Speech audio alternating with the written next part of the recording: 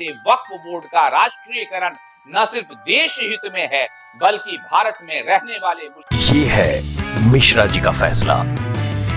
जब से लोकसभा में वक्फ बोर्ड बिल आया तब से वक्फ बोर्ड से जो लाभान्वित लोग हो रहे हैं, यानी मुसलमानों की जो एक इलीट क्लास है, बहुत ही संभ्रांत और पॉलिटिकली कह सकते हैं पैट्रोनाइज्ड क्लास, उनको बड़ा बुरा लग रहा है और वो लगातार इस बिल का विरोध कर रहे हैं और ये भी कह रहे हैं कि ये बिल वास्तव में ये बिल आना ही नहीं चाहिए। जबकि आप सब जानते हैं कि वर्तमान में ये बिल पार्लियामेंट्री कमेटी के पास गया है कि किस प्रकार के सुझाव लोगों के आते हैं और बिल में क्या बदलाव होना चाहिए।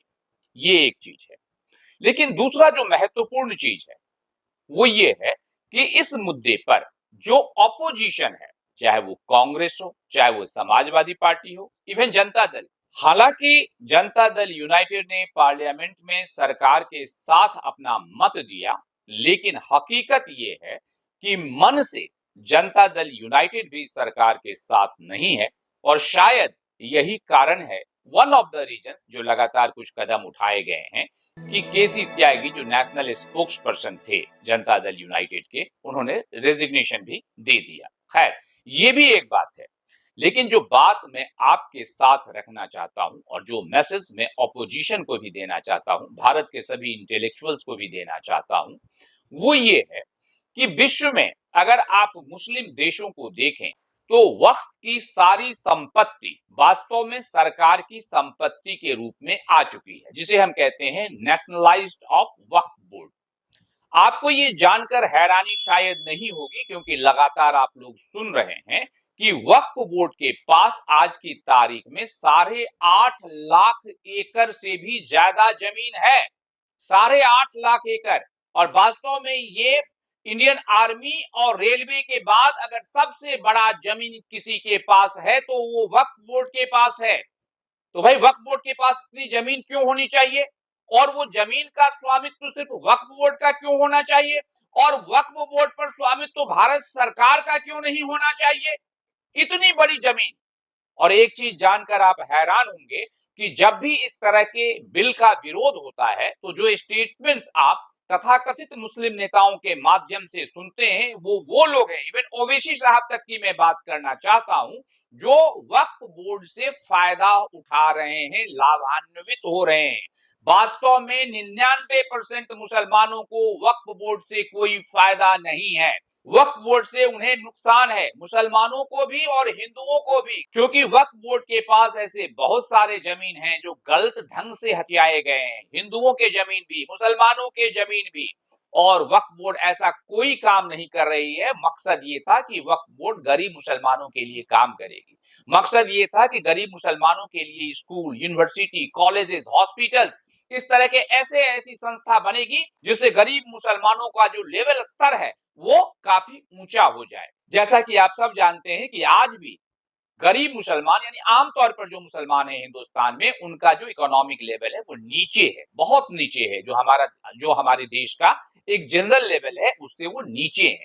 लेकिन वक्फ बोर्ड ने ऐसा कुछ नहीं किया। अगर सही तरीके से इस मामले में इंक्वायरी की जाए तो आपको पता चलेगा कि वक्फ बोर्ड के जमीन पर इन तमाम जो एलीट मुसलमान हैं, जिन्होंने वक्फ बोर्ड पर एक तरीके का कब्जा कर लिया है और जिनको पॉलिटिकली पैट्रोनाइज किया गया है, उनके कारखाने चलते हैं, उनके फार्म हाउस होते हैं, उनका पूरा जो कुछ भी होता है सारा सिस्टम वो होता है।